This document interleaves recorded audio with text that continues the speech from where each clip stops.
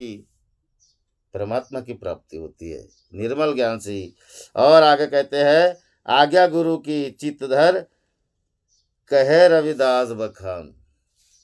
और रविदास महाराज कहते हैं कि गुरु की आज्ञा को चित्त में धरो, ध्यान में धरो।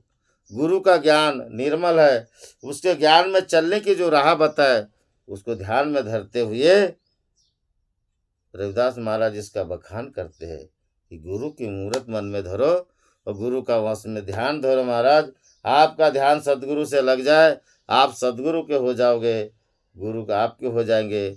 उस मूरत में आपकी सूरत मिल जाएगी और उस सूरत से महाराज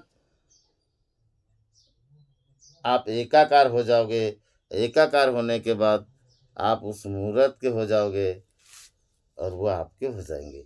कहने का तात्पर्य रविदास महाराज कहते हैं कि सदगुरु रविदास महाराज कहते कि सदगुरु की मूरत को मन में धर के अपने जीवन का कल्याण करे और ऐसा जीवन जिए महाराज, विकारों से रहित, जैसे कुत्ते की तरह ना हो, लोभ में ना फंसे, विकारों से रहित, सदगुरु की कृपा से ऐसा जीवन जीकर अपने जीवन को धन्य बनाइए। और जिसके हृदय में सदगुरु की मूरत बसी है, तो कबीर साहब महाराज कहते हैं, बाल न बाका होय। यानी लाख दुनिया अगर उड़ जाएगी महाराज, उससे कुछ नहीं होता। जिसके हृदय में अगर गुरु की मूरत है तो फिर उसका कुछ भी नहीं बिगड़ता, उसका कुछ भी नहीं बिगड़ता महाराज। जैसे वो प्रमाण आ नहीं रहा है कि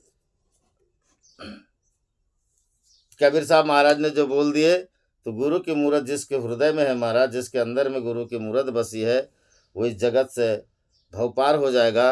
और जिसके गुरु की मूरत हृदय में नहीं है और छल और कपट वाले मन में बसता ही नहीं महाराज, ये परख है रविदास महाराज की।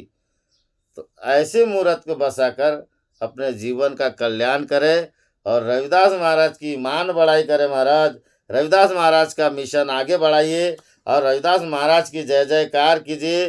बोले सदगुरु रविदास महाराज की जय, बोलो सच्चिदानंद सदगुरुदेव भगवान की जय, बोलो परम पूज्य बाबा झाड़ूदास की जय। हरी हरी हरी, जय गुरुदेव।